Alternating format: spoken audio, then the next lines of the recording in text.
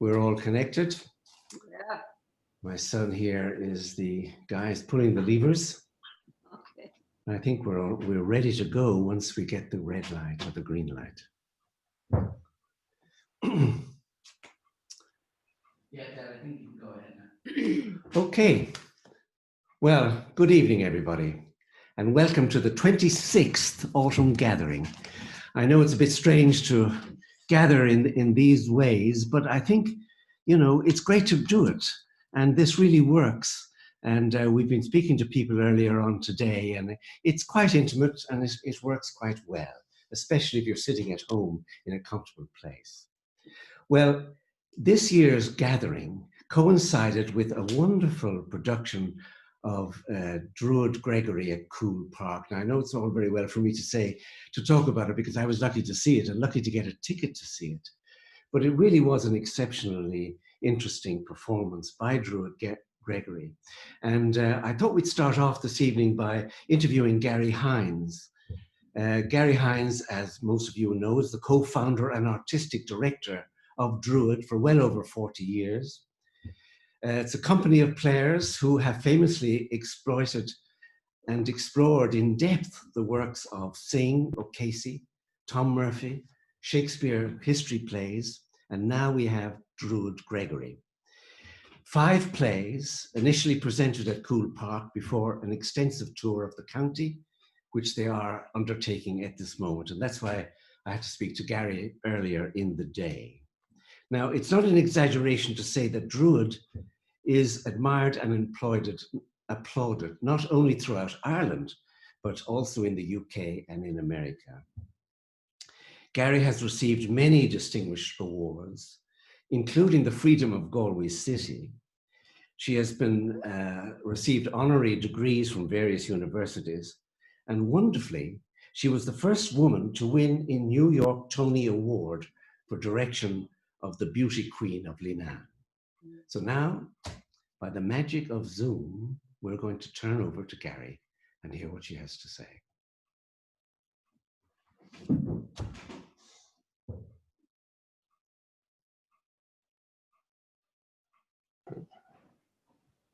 Dad, you might just tell me just be 2 seconds. Just 1 second, a slight delay, but it's not a bad one.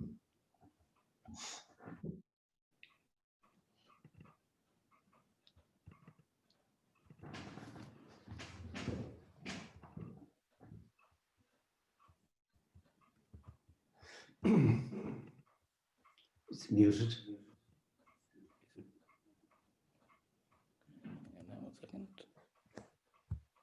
Be there. Viral. Gary. How are you doing? I'm doing good, and welcome to the 26th Autumn Gathering. Thank you very much. Delighted to be there, even Voice viral, or whatever the word is. Okay. Gary, we've had Druid O'Casey, Druid Synge, Druid Tom Murphy, Druid Shakespeare. Now, Yeah. Gregory this time, Gary. Well, as you may know, Ronnie, Gregory was part of. Voices out of sync. We did an early production of one act. There's not all of David Gregory's called An Evening at Coole. And so there always was a sort of an interest in her there, not least her position as the founder really of the Irish, modern Irish theatre movement and of the Abbey Theatre. And then gradually during COVID, actually, I began to sort of delve into the woman herself. And from that emerged the idea of something exploring, bringing together Coole, which is such a beautiful place in Galway, her as a writer, her relationship to Galway, and to produce her plays, which is very rarely produced these days. Gary, it is excellent, and you've given us a great representative choice. The Druid Gregory, you're showing us The Rising of the Moon, Hyacinth Halvey, The Jail Gate, Kathleen O'Houlihan, MacDonagh's Wife. So do you think Gregory has stood the test of time? I think she stands the test of time. I mean, in the sense that her plays are clearly, obviously, of a time, but they're constructed very well. I don't think she's as successful in the long play form, the 3-act form, but plays like Rising of the Moon, McDonough's Wife, they are sort of masters of the particular form of the 1-act. Oh, that's lovely. And I thought you presented those extremely well, using the domain at Cool. Rising Up the Moon down by the lake was just superb. You were given a set you could hardly design yourself. And the rest of the plays encompassing the yards and the buildings at the back have really worked so well, Gary. I was privileged to see it there. Thank you. Yeah, it Thank really... you for all the work, Ronnie, you've done and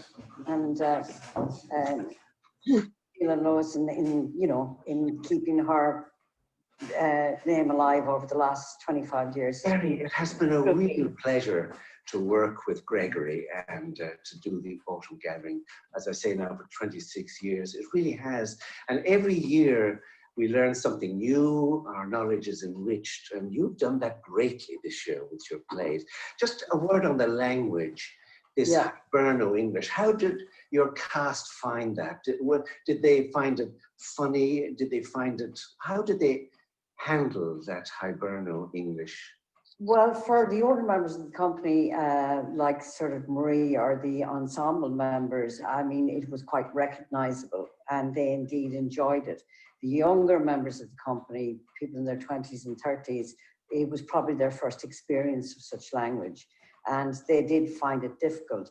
But eventually, when they sort of jumped into it, they realized what a great tool it was. And in a sense to use the language rather than being afraid of it. She was one of the people who proved that it was possible to have an Irish literature written in the English language, which is the big debate at the time. Clearly, her status as a writer was subsequently, Synge was the great writer, the great playwright. But I don't think Synge would have been possible really without her experiments in language and her sense of wanting to listen to and to record the oral history of the people of Galway around her. Well, that's lovely. Yes, a difficult play I always thought was Kathleen Ní Houlihan. Yeah. And somehow I never saw it as well presented as with Druid Gregory, because I just felt the language and the landscape somehow came together, particularly in that play, which is a difficult play, I think, to do today. Yes. It worked supremely well. Well, I'm glad you thought so. Yes, it is. It's a very difficult play because it's almost kind of, it's jumped the shark. It's become so much a play of what happened and who created the lead and so on, that almost to do it again as a play is a very difficult thing. So, but we decided to give it a lash. So, and with somebody like Marie available to play Kathleen Ní Houlihan. So, it provoked great discussion in the company doing it. And that itself was good. Sure. Well, it's a very historical play. And then a surprise to me was McDonough's Wife. I'd never read the play. Was very taken by it. Just to fill maybe some of our listeners in, McDonagh, the piper, comes back with money to give his wife, I think, a comfortable death. He knows she's dying, but in fact, before he comes back, she dies in a poor house. And she dies, I think, in a lodging house rather than a lodging house. But she dies with no money to bury her. She's going to be buried by the poor house. She's going to have to be buried. He, meanwhile, is a great piper, but has spent all the money he earned on drink and so on. I didn't come back when he should have done. And so, therefore, he has no money. So he's excoriated by the two characters Gregory calls hags for that. And eventually, in his humiliation, he finds pride in his status as an artist, as a piper, as a musician, and claims that she will have no better burial than the sheep shearers of Craigrusta to bury her and finds pride in that. It's an extraordinary piece. The production of it that we've done is pretty heavily edited, and I think it's a play that was that doing it at Cool made it possible to do as a production. So it's a version of the play, I think, for modern times rather than a faithful recreation of what she wrote. Oh, very good. Yes, and you used the physical buildings very well. Yeah. You know, the internal scene there where we just saw him at the light of the window. And then this wonderful climbing of the ladder, climbing the wall, calling in the men at the Galway Fair to Yes. pick his wife a burial. Absolutely. And of course with Marty Ray, Oh, superb. you know, as in the central role, I mean, he just dignifies and expands and elevates what her ambition was for the piece. Yes, he really did and lived the part. And when we were moving to the next scene, I passed him and I felt I wanted to console him in some way at his terrible loss. I was so convinced with it. But the language I thought was very like sing. And I could see this, as you said, you already used sing there.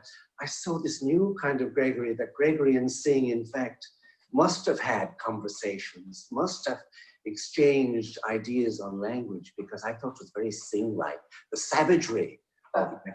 No, absolutely. And they would have, I think what gets in the way, and somebody like James Cassidy would be much more interesting on this, but I think sometimes what got in the way between Synge and Lady Gregory was that Lady Gregory didn't like Playboy.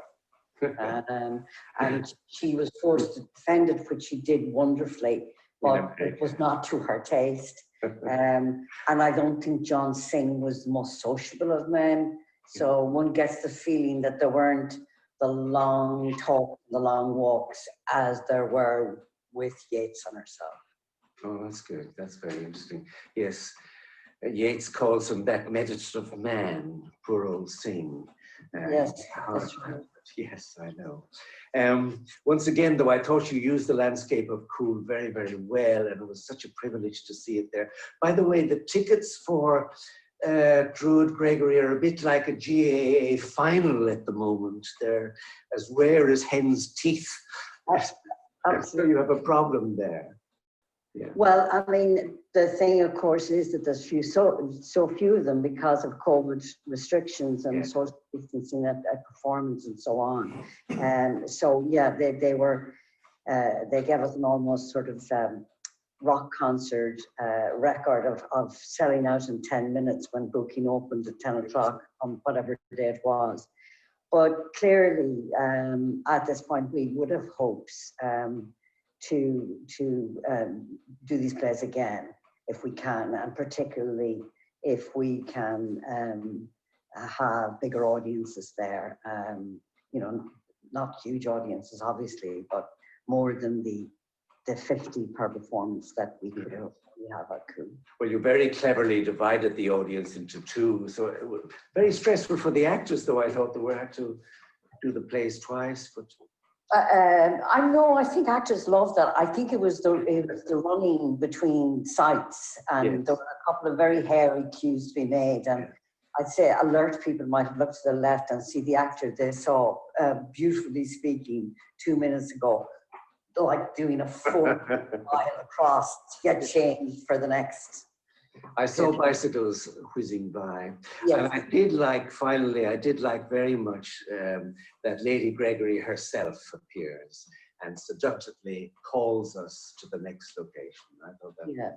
That was always part of it. And, you know, to have obviously the similarity between Marie and Gregory has been remarked upon. So we seized upon that as the chief people we are.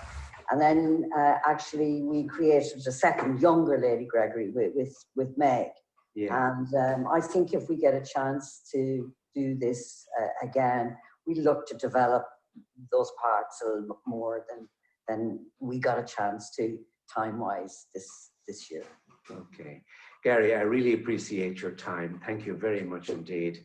And I wish you dry nights and dry days and a wonderful tour. And thank you very much, Gary. Thank you very much, Ronnie, for everything. Okay, take care. Bye-bye. Now, hang on, Dad, you're still muted. Just give me 1 sec.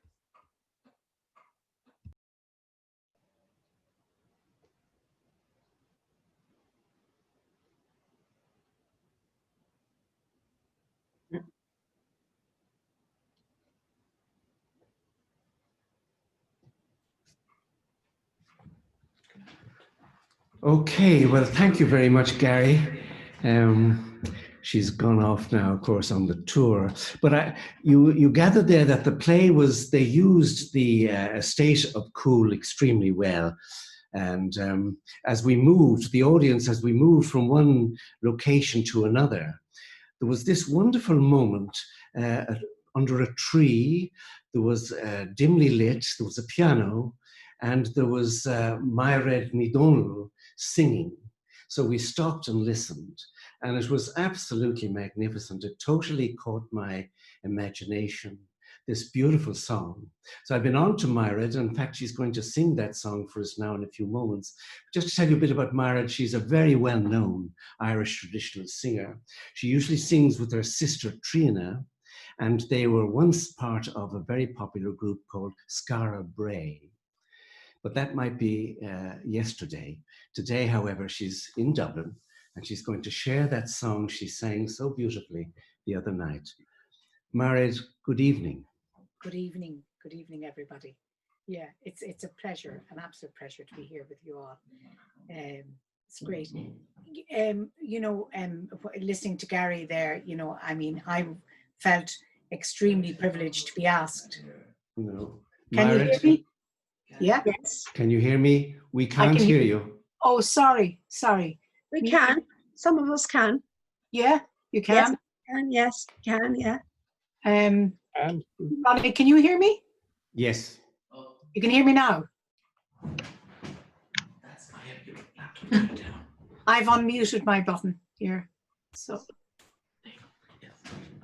Yeah, it's fine now. can you hear me now? We can hear you now, and my Not- apologies for that little. Not at all, not at Start all. again. Tell us about this song. Yeah, well, as I said to you, like listening to Gary there, I mean, from my point of view, I was just absolutely thrilled and excited to be part of this, what was a wonderful thing in Cool Park. It was extraordinary. Gary rang me and asked me, because she knew that I had recorded Donal the song. I've recorded it a few times. And so I immediately agreed. And then she sent me the text. And I said, oh my God, this is Lady Gregory's translation. And in fact, I think she thought initially that I could just transpose it to one of the airs. The air I particularly sing is from Tory Island. But it didn't scan at all to any of the original airs. So I kind of got back to Conor Lennon, who was the musical director for the Cool Park, Lady Gregory.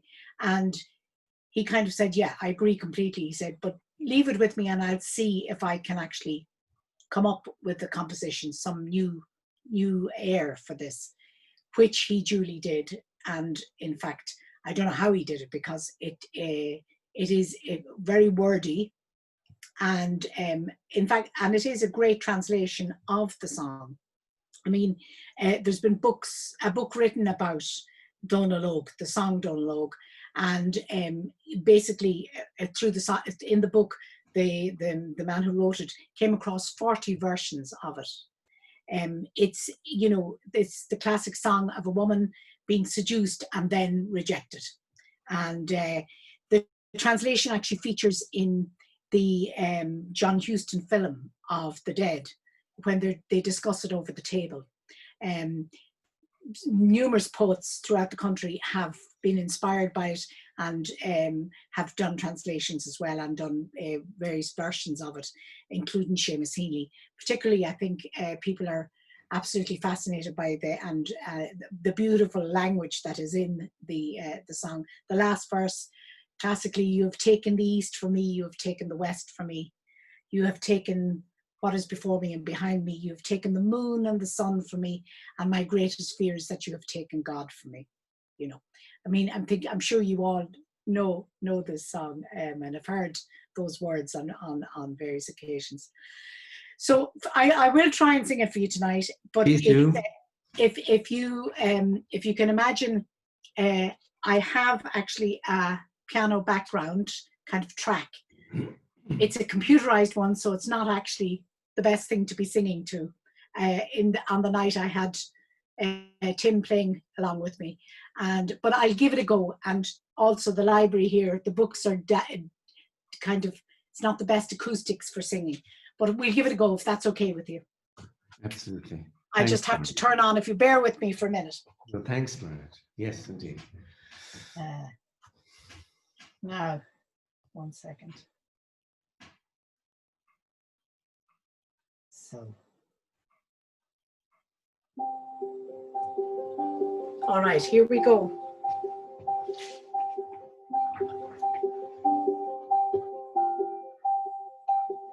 'Twas late last night, the dog was speaking of you. The snipe was speaking of you in her deep marsh. It is you who are the lonely bird through the woods, and that you may be without a mate until you find me. You promised me, and you said a lie to me, that you would be before me where the sheep are flocked. I gave a whistle and 300 cries to you, and I found nothing there but a bleating lamb. You promised me a thing that was hard for you, a ship of gold under a silver mast, 12 towns with a market in all of them, and a fine white coat by the side of the sea. You promised me a thing that is not possible, that you would give me gloves of the skin of a fish, that you would give me shoes of the skin of a bird, and a suit of the dearest silk in Ireland. When I go by myself to the well of loneliness, I sit down and I go through my troubles. When I see the world and do not see my boy, he that has an amber shade in his hair, it was on that Sunday I gave my love to you. The Sunday that is last before Easter Sunday, and myself on my knees reading the Passion, and my 2 eyes giving love to you forever. My mother said to me not to be talking to you today or tomorrow or on Sunday. 'Twas a bad time she took for telling me that it was shutting the door after the house was robbed.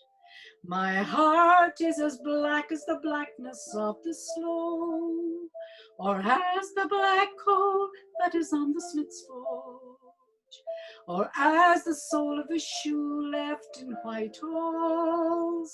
It was you poured that darkness over my life. You have taken the east from me, you have taken the west from me. You have taken what is before me and what is behind me.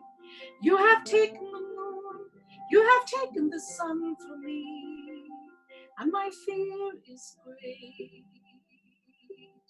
that you have taken God from me. You have taken God from me. You have taken God from me. Oh, Mara, Yes, that was very beautiful. Very beautiful. Well done. You're not at all. As you can say, it was. Beautiful words. So you managed that extremely well. If you could try and imagine what it sounded like in the woods with the birds chirping and singing just at dusk, it was quite magical. It's very hard to recreate You that. shared that magic with us this evening, Marit. Thank you very much indeed. Not at all. You're more than welcome. Well done. More than welcome. We're going to move on now. Earlier this year, some of you would be aware that the New York City Library, which is a beautiful building in itself, has got a very extensive collection of Lady Gregory's documents, letters, and quite a valuable collection indeed in the so-called Berg collection. And we've asked James Pethica, our next speaker, if he would tell us a little about his visit there and what was shown in the exhibition. Now, James is a very special friend of the gathering. He is the official biographer of Lady Gregory, and he sometimes has time, believe it or not, to teach Irish studies, modern literature and drama at Williams College in Massachusetts. Now, there's huge pressure on James to get that biography finished, as many of us are dying, and we're afraid we'll all be dead before the final volume comes out. However, in fairness, he has been very busy. Among his publications are Lady Gregory's Early Writings, published 2 years ago, with a further volume to be published next year, and I understand a volume after that the year after in 2022. Now, I do recommend an earlier work of his editing of Lady Gregory's diaries, 1892 to 1902. And for a real taste of life and drama at Coole Park, do find James's Yeats's Perfect Man, which was published and is still online in the Dublin Review of summer 2009. Now, James, I understand, is speaking to us from Chicago tonight. So, James, hello. Hello. Everybody hear me okay? Yes, Yeah. very nicely. Oh, greetings. It's great to be with you, and thanks for putting all that pressure on me, Ronnie. Just what I need. The exhibition opened, I think it was the 6th of March in the New York Public Library and closed, I believe, the 13th. We had about a week anyway. First news, the exhibition will reopen, and the library's current hope and plan is that will be in January. Whenever it is, it's going to run out the remainder of its proposed course, so another 5 months. But maybe the better news is that we're talking right now about putting up some kind of online version, online platform. And depending how that, how that evolves, I think it's going to go ahead as long as it's satisfactory to all. All right, the exhibition had the title "All This Mine Alone: Lady Gregory in the Irish Literary Revival." And before I say anything else, I should say that the exhibition was co-curated by myself and Colm Tobin. So everything I say here, imagine Colm adding something. And I must acknowledge what a true pleasure it was collaborating with Colm. Just a mercurial creativity, a searchlight of energy, and a great collaborator too. Our approaches and aims throughout were very complementary. Where we differed, it was great to have the other person saying, no, don't do that. And again, gesturing to that title, all the work put into the exhibition from my point of view borrows from, stands on in all sorts of ways on the help of many people over many years. So I want to acknowledge that. And I see on my screen right now several people. I see Jane and David Murray Brown, and I'm thinking, as I say thank you to them, of Catherine Kennedy and Anne de Winton. I see Colin Smythe, again, now at this point, decades of generous help. I see Joe Hassett, many faces here, Sister de Lourdes, to whom I owe a great deal. So again, all this mine alone applies only to Lady Gregory. The first, in some ways, greatest problem for me in thinking how this exhibit might go, and I'd never done an exhibit like this before, was what to include. And the Berg Collection and the Manuscript Division of the New York Public Library contain, as Joe said, an astonishing archive. I first went there as a graduate student in 1981, and I've spent a large portion of life in there, and I still haven't seen every piece of paper. Lady Gregory was, what she saved was astonishing. So what to include? And my natural impulse, of course, well, we need to have everything as much as we possibly can. And the exhibition room used for this show, long and narrow, and the designers there said, well, we can fit about 10 cases in here, and you have this many square feet of wall space. So that was the first limiting constraint. And then that question of coverage. What is one trying to do in an exhibition like this?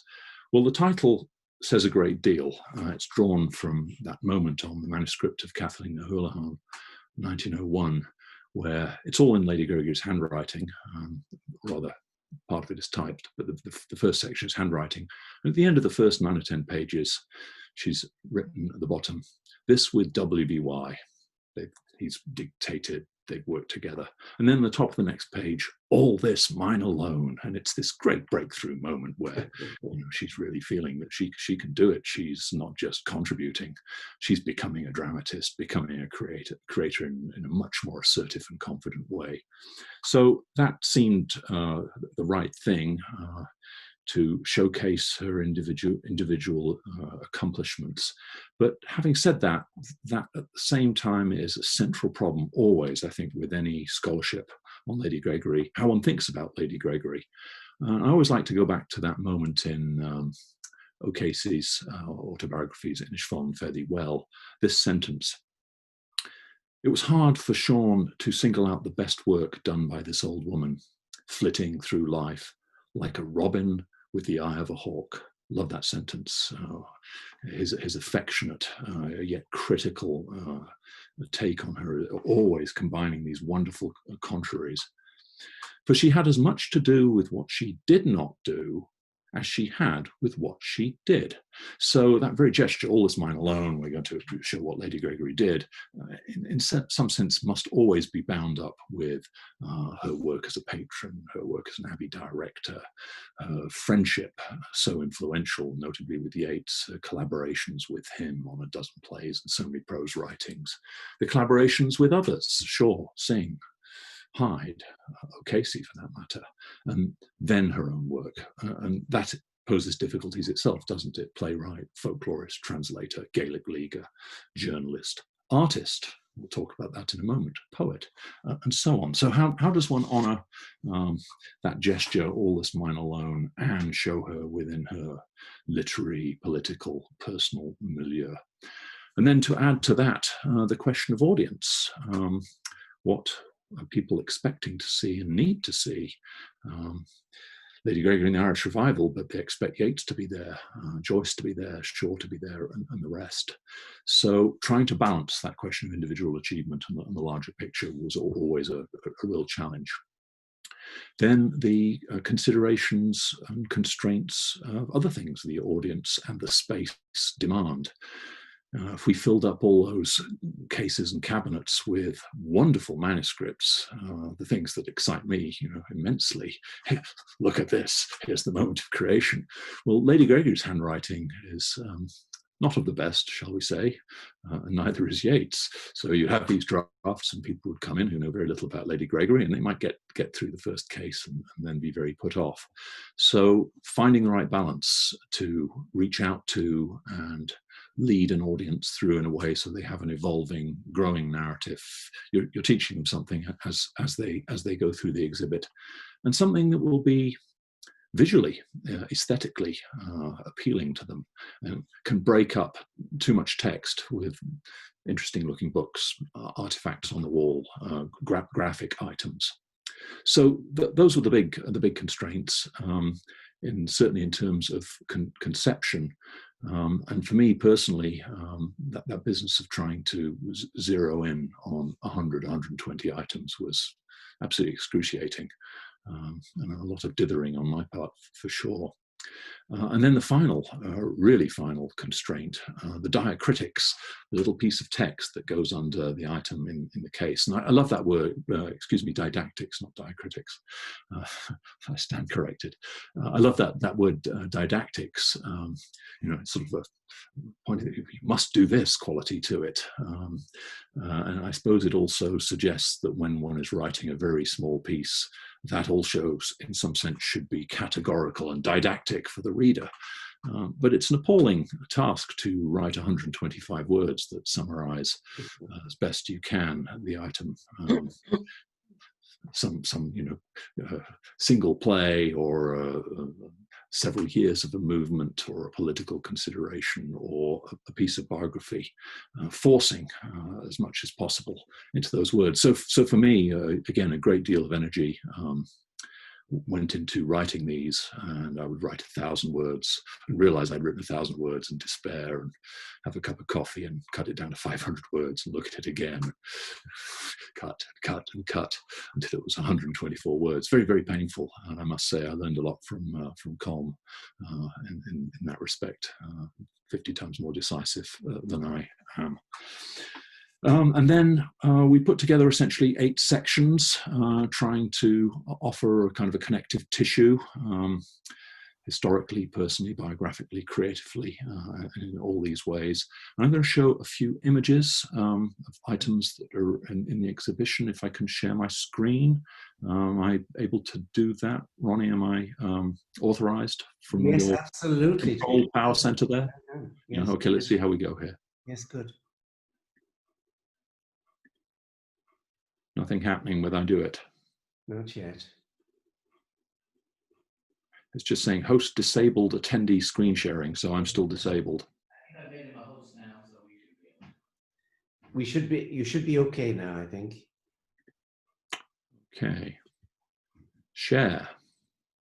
All right, can you see my screen, everybody? Yes. Indeed. I'm actually starting off, most of the photos and images here were taken before the exhibition was set up. It closed so quickly, I don't have final copy, as it were. I'm going to start partly for fun with a couple of items that didn't make it. And this is an item in Lady Gregory's photo album. The first section, childhood,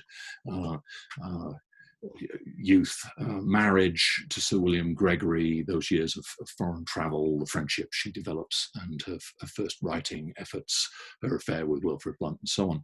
But this is the kind of, in the bottomless pit of the bird collection, is this Lady Gregory. You'll see at the bottom it says Nuns Island, Galway. It's taken in Galway. It looks like her.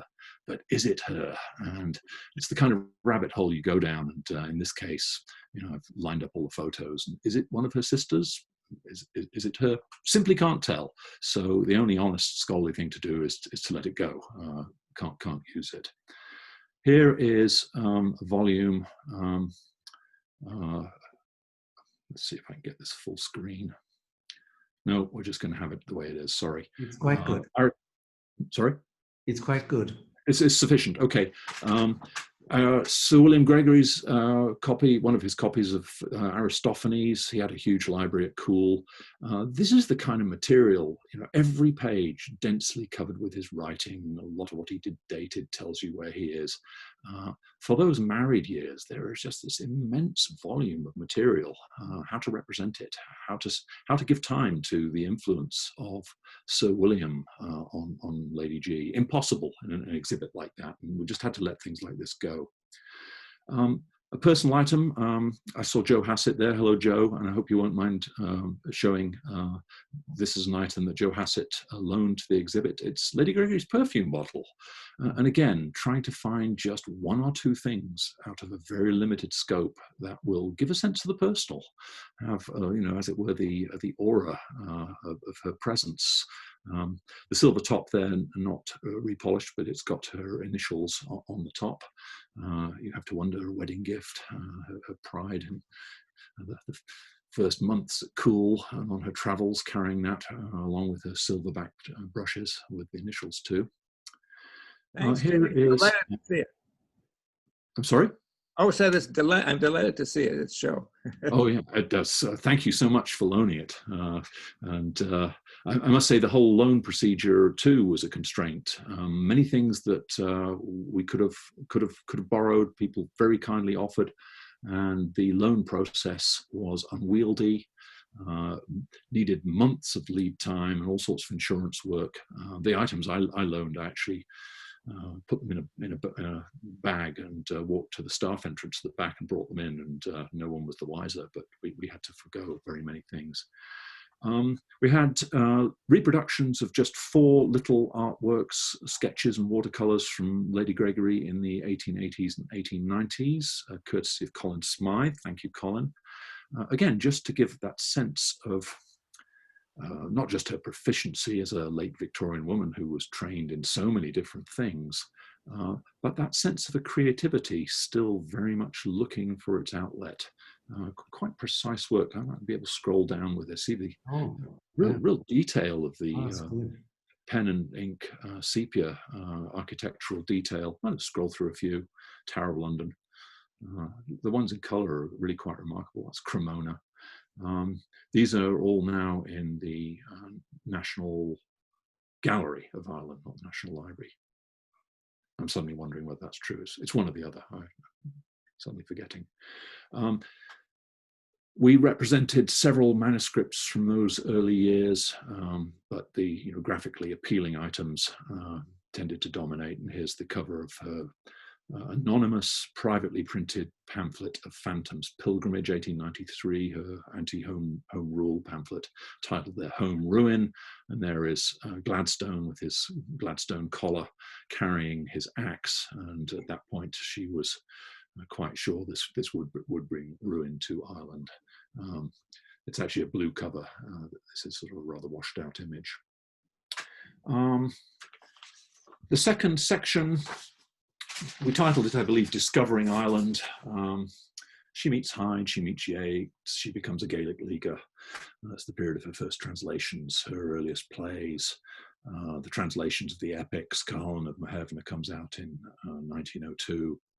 So really discovering all things that are going to take her into full prominence. And here's a couple of items from this section. First up, of course, Colin wanted this, being a Henry James lover. Letter from Henry James declining an invitation to come and dine, and it's going to be Yeats is the fellow guest. That last sentence. Second to last, please believe me that I much regret the loss of the occasion to meet your interesting Celt. And we don't have the letter, alas, that she sent James. And this is the first spring she's in London, hosting Yeats, who is her capture after summer 1896, showing him off, but also making connections with and for him. James, of course, did meet Yeats later, some years later. Here's a nice little visual item. And again, partly for its graphic quality, but all these items tell a story. £5 made out a cheque to George Russell AE at the period where Lady G is using her money to sponsor, cultivate John Butler Yeats most prominently. She asks him to make literally a sort of a library of sketches of prominent Irish creatives, and she does some similar things with George Russell. So a tale of money and resources, but also a tale of patronage in an item like that. Here's probably an item that's quite familiar to many of you, the Feis at Killineen, Crockwell in 1902, Lady Gregory, partly at Hyde's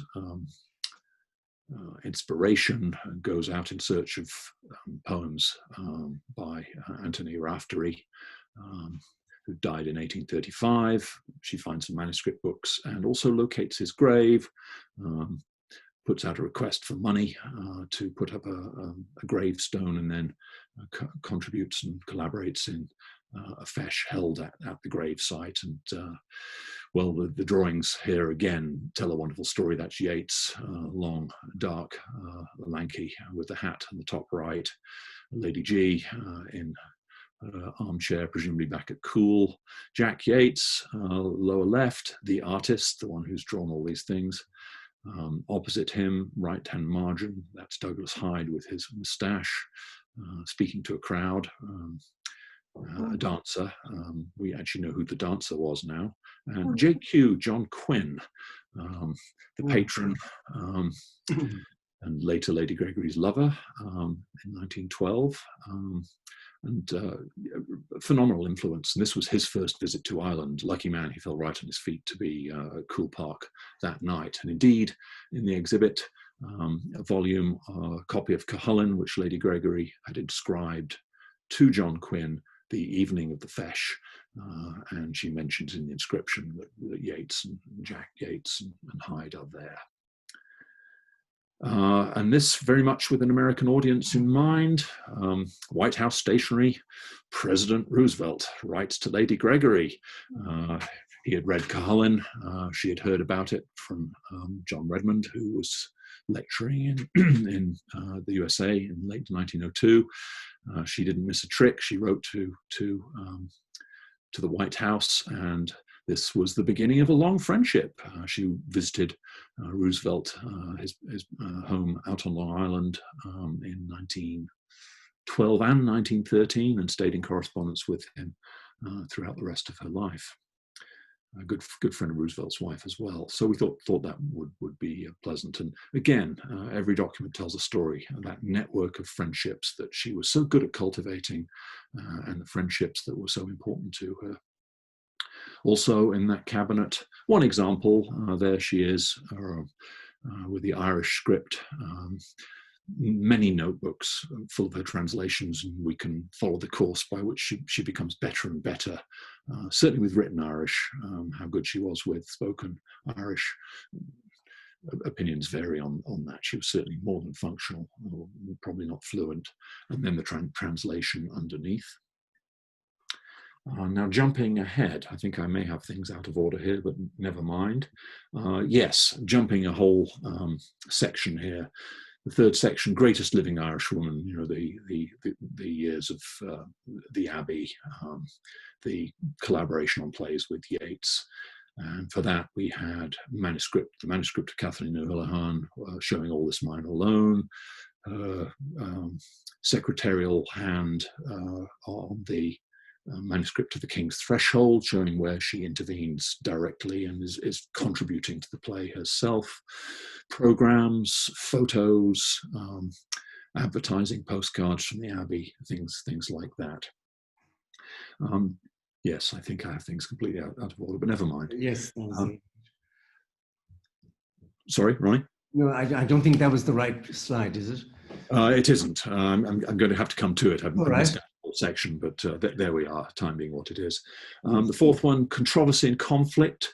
The Playboy riots, Synge's death. We had a manuscript of Yeats's poem, A Friend's Illness, a horoscope of Lady Gregory. And what you're seeing here is one of many typed lecture itinerary tour documents from when she went out to lecture in 1912, 13 and 14. And it'll just give you a sense of how busy she was. In the didactic for that, we pointed out she would sleep on the train. She'd finish a lecture, have dinner, and literally get on the train and go to the next city, sleep on the train to save a hotel bill so she could take as much money back home. That money, you know, the trust fund principally for her grandson Richard, his education and things like that. Extraordinary, energetic, got out to California or up into Canada, really very impressive.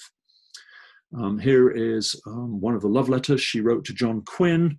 She burnt all his love letters, such as they were. I don't think that he wrote quite as fulsomely as she did, being a cautious, sensible lawyer. She asked him to burn her letters, and he, of course, filed them straight away. My John, my dear John, my own John, not other people's John. I love you, I care for you, I know you, I want you, I believe in you. I see you always.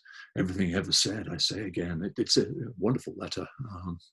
And really unlike anything else that survives in the archive. One or two other quite intimate emotional letters, but there she really threw caution to the wind.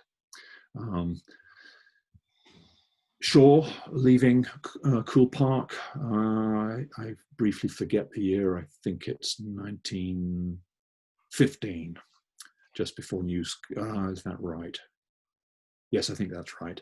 Richard Gregory, being the grandson, is the one who gets the privilege of sitting at the steering wheel. And if you look up in the right-hand upper corner window, you will see Catherine and Anne, the girls who are not allowed in the car, but a gorgeous photo, one of many, as Shaw leaves.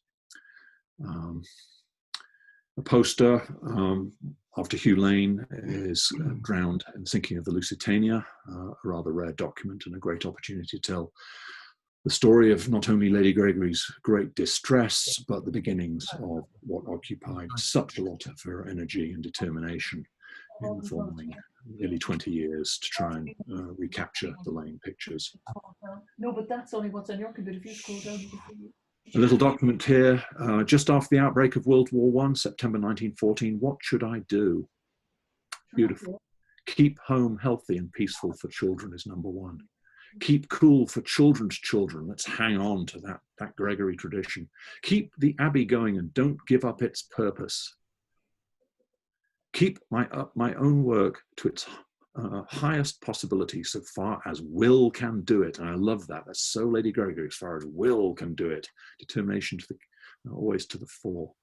Keep courage and patience through all. And things are starting to go wrong in so many ways at this point, aren't they? Drafts of, in memory of Major Robert Gregory, we had about 4 or possibly 5 Yeats manuscripts. They have to be in there. This doesn't really show them as large as one would wish, but we chose a mixture of typescripts, fair copies, and documents that show him work revising. Here's an item we didn't include, and you'll see why. It's the first draft of The New Faces, written in 1912 and not published until 1920. It's in the Tower, 1928. If you that have grown old are the first dead, but could somebody in the coming through the exhibition read that? Probably not. Here's an item I particularly wanted included from the 1920s. I think it's 1921. Lady Gregory working on her household accounts. Money is getting tight. You know, coal, labour, rates, insurance. Wages for the cool staff, postage, charities, presents. She's worrying. There's a whole sequence of documents like this that usually survive on the back of something else, but again, it gives that texture of what life was actually like. And cool. Oh, this has come through small. I'm so sorry about that. The last years,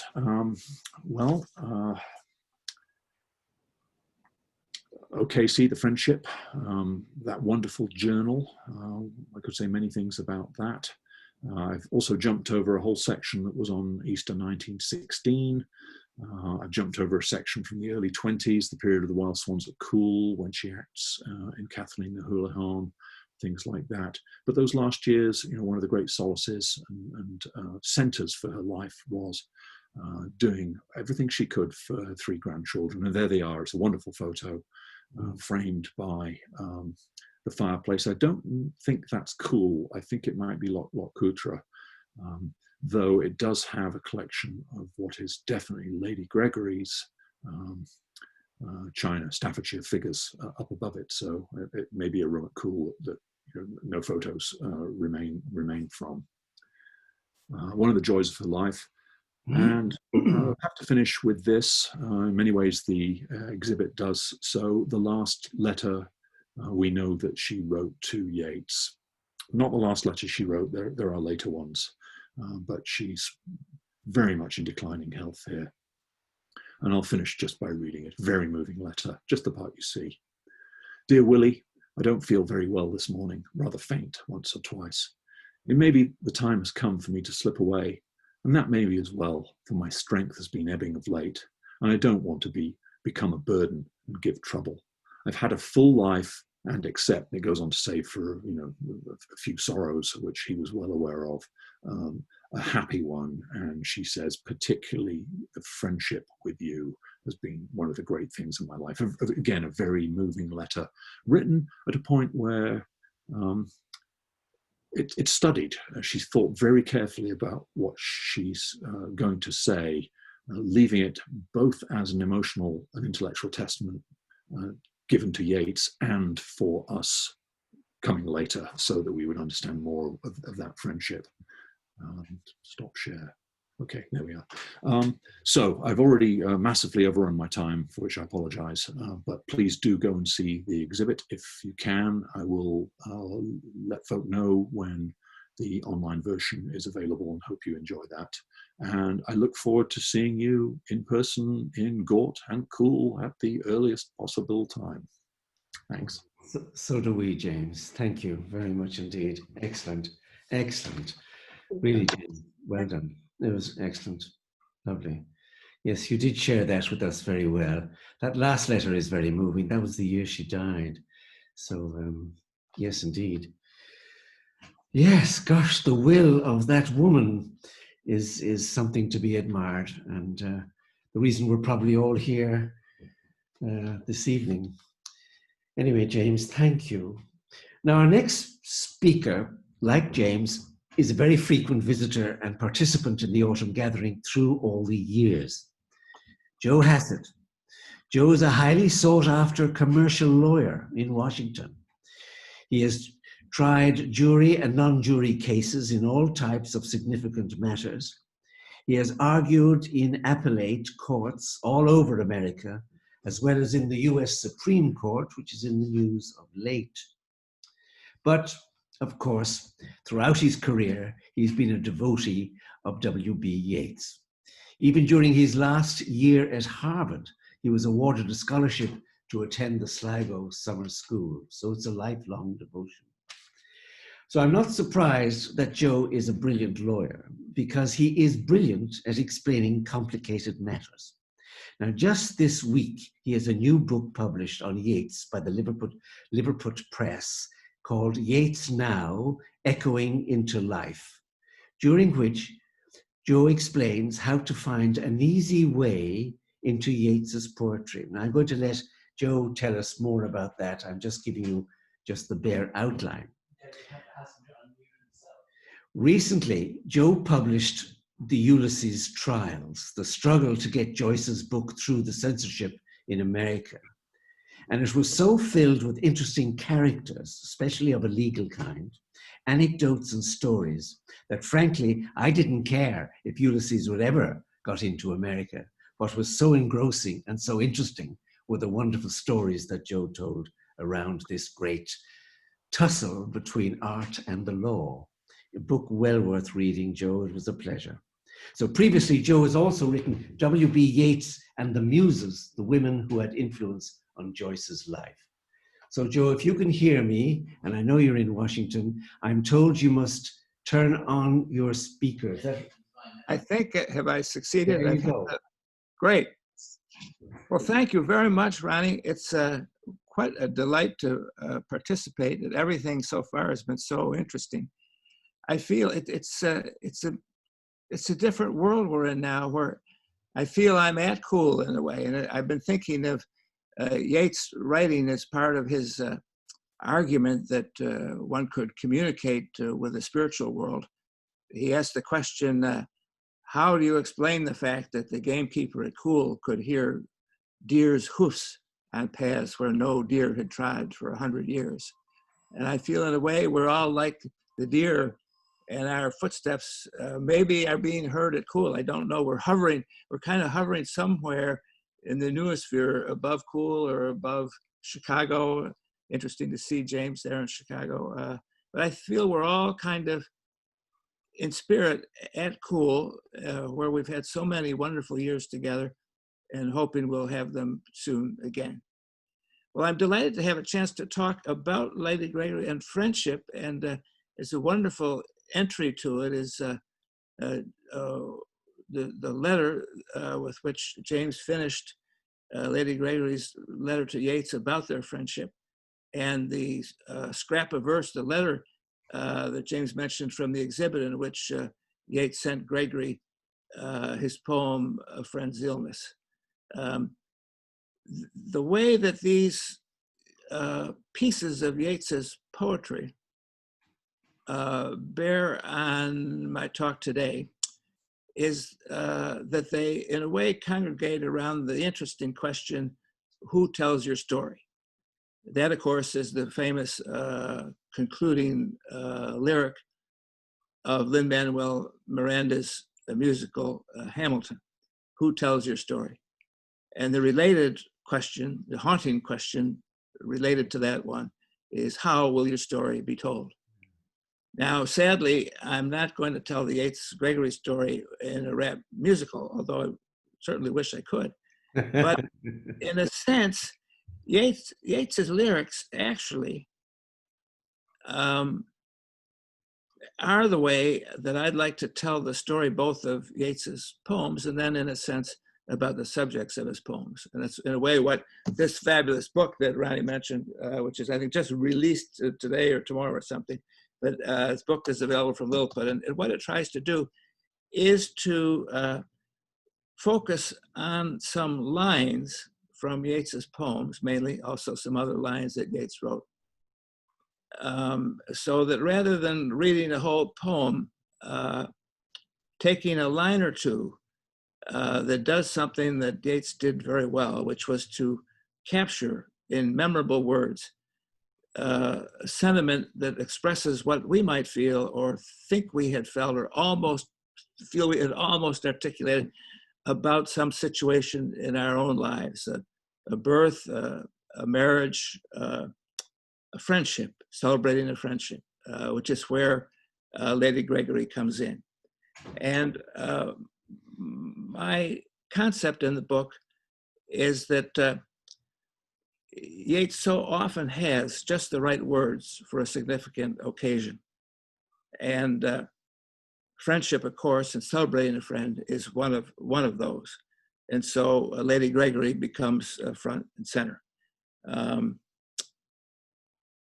Now, the title of this lecture doesn't come from a poem, but comes from a journal entry that Yates wrote just prior to sending that, what he called a scrap of verse, to Lady Gregory, which contained the poem On a Friend's Illness. And in his journal, when Gregory was ill in 1909, February of 1909, he wrote that more than kin was at stake. Gregory, he thought and wrote, has been to me mother, friend, sister, and brother. I cannot realize the world without her. She brought to my wavering thoughts steadfast nobility. All day, the thought of losing her has been like a conflagration in the rafters. Friendship is all the house I have. It's a beautiful line, that concluding line. It was the title of a great essay by my good friend John Kelly, which has stood the test of time. But the phrase itself is a beautiful one, and it kind of was a forerunner of the short poem that James mentioned, A Friend's Illness. It's a very interesting poem that has a very powerful thought in this time of so many crises, a pandemic, racial tension, the terrible, speaking of conflagrations, the terrible wanton burning of so many beautiful woods. The notion behind this poem is that a friendship can help us steady our balance in the face of terrible things happening outside ourselves. It's a very short poem, and as I say, Yates called it, and when he sent it to Gregory, he said, here's a scrap of verse. Sickness brought me this thought. In that scale of his, why should I be dismayed, though flame had burned the whole world, as it were a coal, now that I have seen it weighed against a soul? Beautiful poem written to his friend, Augusta Gregory. Many memorable Yates lines celebrate Gregory and his friendship with Gregory. She, of course, is one of the three presences referred to in the impulsive first line of the poem called Friends. The first three lines actually are, now I must these three praise, three women that have wrought, what joy is in my days. Well, Augusta Gregory was, of course, one of the three. And the poem goes on to say of her that she so changed me that I live laboring in ecstasy. It's a very interesting scrap of verse itself, in that it provides one answer to a question that troubled Yeats throughout his life, and that he asked in a couple of very memorable lines. And those lines themselves are an example of the kind of thing my book tries to do, which is to find within Yeats's poetry a line or a couple of lines or 3 or 4 lines that sum up a thought about a life situation in a concise and very memorable way. So in his poem called The Choice, which many of you know, Yeats poses the choice, and he says, the intellect of man is forced to choose perfection of the life or of the work. Well, interestingly, Gregory showed Yeats a way to thread the needle, I suppose, to solve that dilemma. She taught me to live, she so changed me that I live laboring in ecstasy. So if one is fortunate enough to find joy or ecstasy in some work, or can find work that does bring joy or ecstasy, it's a great, great blessing. And it's a way through the dilemma that troubled Yeats so often, and that he summed up in that poem, The Choice. In a sense, Gregory's friendship did allow Yeats to labor in ecstasy. And I think his presence at Coole freed him up in some way to be more self-revelatory in his poetry than he might have been otherwise. And so when he was at that place where the trees are in their autumn beauty, and the woodland paths are dry, he was able to unburden himself really in some poetry, maybe in ways that he couldn't otherwise. And so there at Coole, Gregory is both a friend and exemplar, and in fact, she is co-worker. There we know from Coole Park 1929 that Gregory's laureled head presides over all that sensuality of the shade. Great line I always love, and I always think of it when I'm at Coole, and I'm thinking about it now when I'm not at Coole. In the cool woods, all that sensuality of the shade. And of course, the French with Gregory shows them being merged in Coole Park and Ballylee 1931, so that Yeats could say of the two of them, we were the last romantics. Of course, Gregory is one of the dominant portraits in the poem that concludes with one of Yeats's most celebrated lines about friendship. That, of course, is the poem, the Municipal Gallery Revisited. But before we get to that celebrated last couplet, we see Gregory's portrait as one of the principal portraits that he sees in the Municipal Gallery, where he sees all that pride and that humility. And she is really the portrait, I think, that's driving him toward the last 2 lines, which are often quoted, but are a great example of the way in which Yeats can, in a line or two, capture, I think, in a concise way, a thought, and then because he is able to express it so rhythmically and sometimes using rhyme as well, and the traditional forms of poetry, capture it into a memorable form. So at the end of the poem, the Municipal Gallery Revisited, Yeats has gazed upon the portraits, including friend Augusta Gregory's. He concludes, think where man's glory most begins and ends, and say, my glory was, I had such friends. An oft-quoted line, but it's a great example of the kind of thing that Yeats does so often. Now, Gregory's friendship really is a portal through which we can gain some real insights into Yeats's creativity and his creative process.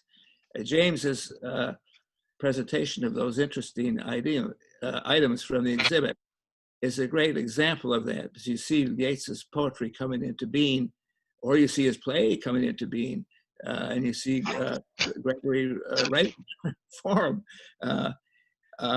Interestingly, and tied to Cool, is the fact that Gregory was present and involved in conversations with Yeats as he wrote a poem nearly a century ago that I think speaks most powerfully and directly to our situation today, both our situation of being locked in through COVID-19 and our situation in whatever country we're in of being locked in psychologically by lingering effects of racial or religious hatred. It's an extraordinary poem. It's one of the meditations in time of civil war. And the particular one is The Snare's Nest by My Window. And an interesting thing about it is that Gregory was with Yeats when he wrote a good bit of it, and no doubt talked with him at length about it. And his poem is so interesting, although written nearly 100 years ago, 1922, it captures and responds to the anxiety and fear that we all suffer from one time or another in this COVID lockdown and in the psychological lockdown of the after effects of racial and religious hatred. He had similar kinds of feelings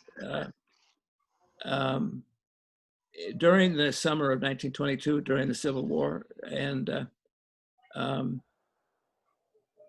his poem, he later told us in some notes he wrote to his Nobel address, was written in a great sense of isolation.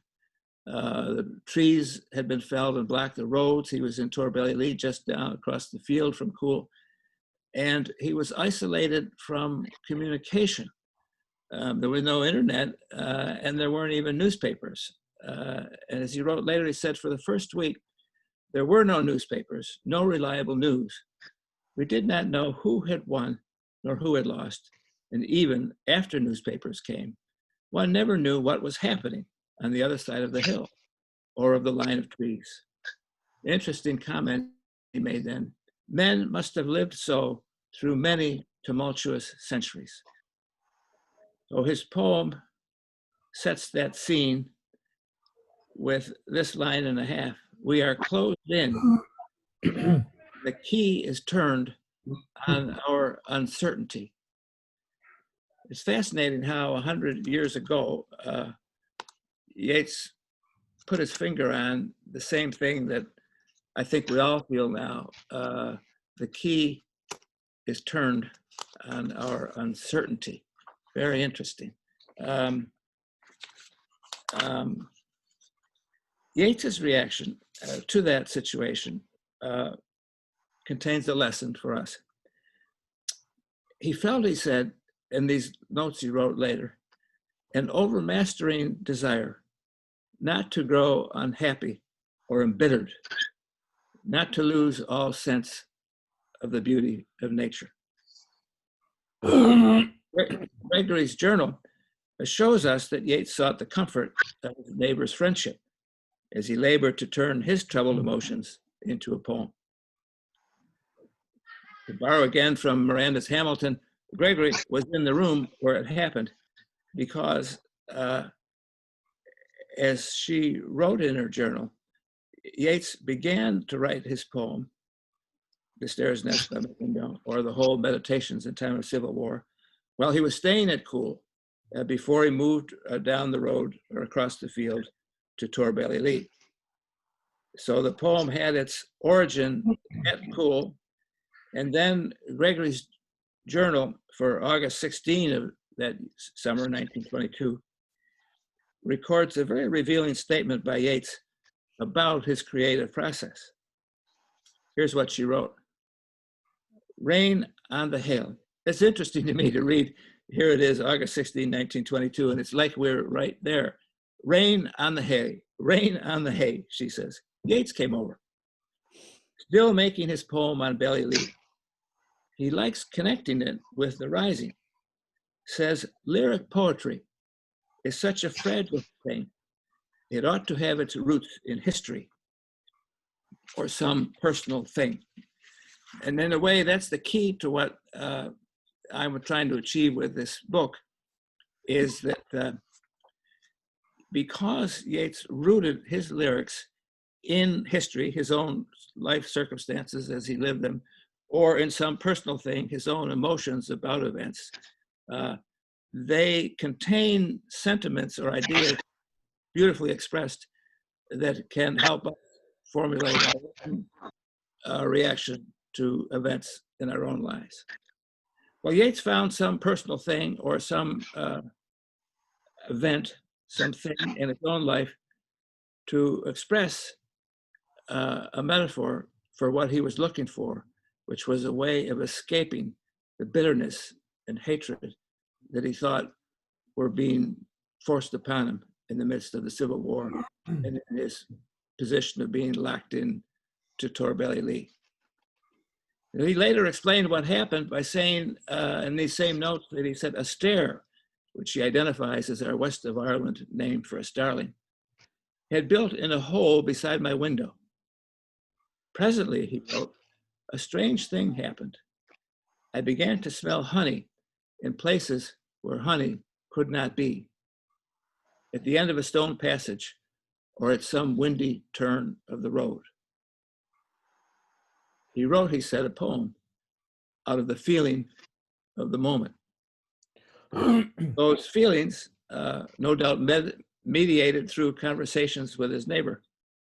The neighborhood brought to his wavering thoughts steadfast nobility, contain lines that show the path he devised out of the being locked into bitterness and hatred.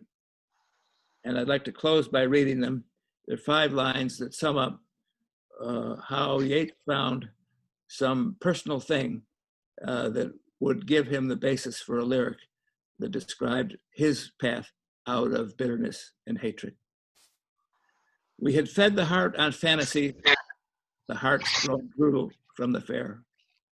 More substance in our enmities than in our love. Oh, honeybees, come build in the empty house of the stair. Thank you very much. Oh, Joe, that was, Oh, Joe, well said, Joe. Wonderful that you've brought it so up to date. And surely that's the proof of all great art, isn't it? That it's still relevant after 100 years. And nothing more relevant than what you read. That's just wonderful, Joe. Thank you very much. Thank you, Randy. Thank you very much. Very much. And you're right, I do feel a closeness here. It was the most beautiful day in Galway. We can imagine what the trees were like in Poole. But this seems to work, you know, when it doesn't go blink on us. This Zoom thing seems to work to some extent. I do feel that intimacy of sharing thoughts, as beautifully put by you, indeed, Joe. Well, actually, I'm going to conclude. We've gone over time, of course. I'm going to conclude, and it's kind of apt as to what Joe was saying, Cool Park 1929. It's one of my favorite poems, and it is really at the end of their lives. 1929, well, it's not quite at the end of their lives, but a lot has happened. A lot of the friends have died, and some of the great houses have been burnt down. And Yeats, in a very thoughtful way, begins to sum up his life in a sense, but particularly to put Gregory very much in the center of his thoughts. Now, a lot of people I know this poem. I meditate upon a swallow's flight, upon an aged woman and her house. A sycamore and lime tree lost in light, although the western cloud is luminous. great works constructed there in nature's spite, for scholars and for poets after us, thoughts long knitted into a single thought, and a dance-like glory that those walls begot. There Hyde, before he had beaten into prose that noble blade the muses buckled on, there one that ruffled in a manly pose for all his timid heart, there that slow man, that meditative man, John Synge, and those impetuous men, Shaw Taylor and Hugh Lane, found pride established in humility, a scene well set and excellent company. They came like swallows and like swallows went, and yet a woman's powerful character could keep a swallow to its first intent, and half a dozen in formation there that seemed to whirl upon a compass point, found certainty upon the dreaming air, the intellectual sweetness of those lines that can cross time and cut it with the shins. Here, traveler, scholar, poet, take your stand. When all these rooms and passages are gone, when nettles wave upon a shapeless mound, and saplings root among the broken stone, and dedicate, eyes bent upon the ground, back turned upon the brightness of the sun, and all the sensuality of the shade, a moment's memory to that laureled head. And Roy Foster adds a note to that poem. Yeats, as he left Coole, wrote to Gregory immediately with a very interesting line. He says, "One lives to see so much fine life broken." While he longed for continuity there at Coole, he felt it was coming to a close. Meditation pervades the poem, and the sense of an ending of a powerful present.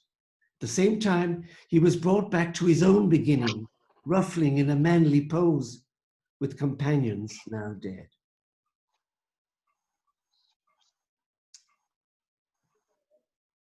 Coole is at once, Foster writes, a house and an ethos, standing for a culture fixed at the center, revolving around established foundations of decorum, commitment, steadiness, and pride established in humility. But A Swallow's Flight, after all, presages winter, and the poem is unequivocally a farewell, after all, confronting the death of both Gregory and her house. Perhaps because of this, though Coole Park 1929 is one of Yeats's finest tributes to his friend and collaborator, her own reactions to it remain unrecorded.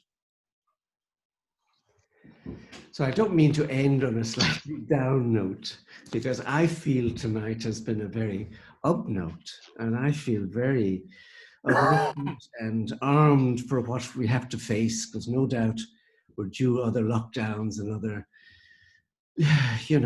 other curtailments of our freedom, but we will take that as manfully as we can, Joe. I do feel the gathering helps to provide me with some reading material for the winter that will come. And this is a good time to stock up on and I look out for your book, Joe, with great anticipation and pleasure. So everybody, thank you. And I know lots of people have tuned in. I hope next year we can meet physically in beautiful Coole. But if we can't, we will do this again. And I feel we will not be the poorer for it. So I want to thank all those who participated. Thank our wonderful speakers. They made the gathering absolutely real and important and positive as it always is.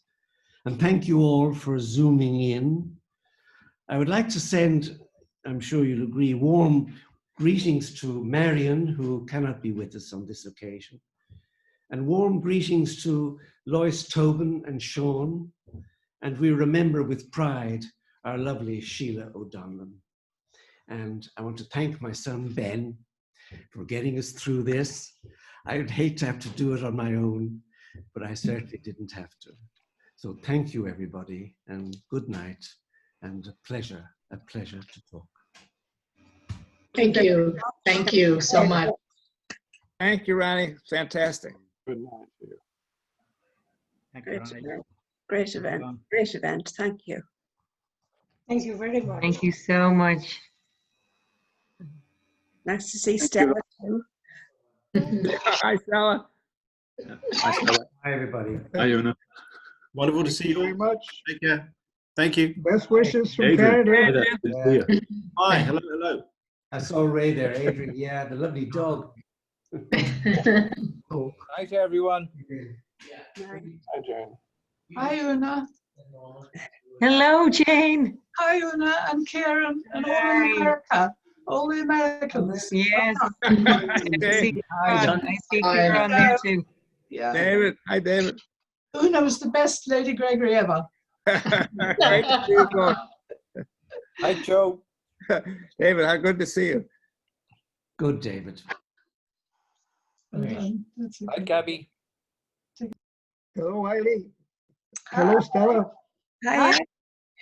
Hello, Sean. Sorry to leave. Bye, everybody. Hello, Good Jane. night, Dave. James. Bye. Thank you all so much. Bye-bye. Good night, everyone. See you soon. Hi. Yeah. Okay, then. Well, everybody are leaving. Gina and David are away. I think. Oh, yeah, leave. Right. Oh, hi, Laura. Hi, love. How's Ben? Off now. All right.